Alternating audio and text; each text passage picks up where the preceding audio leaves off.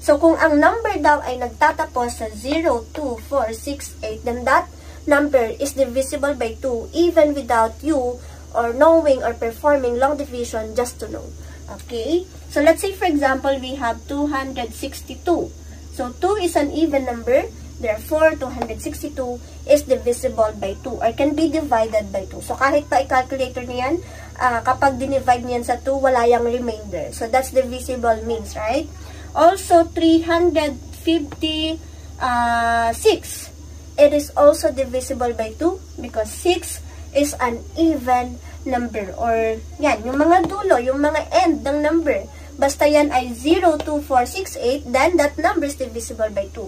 Also, let's make it a bigger one. Let's say we have 7,230.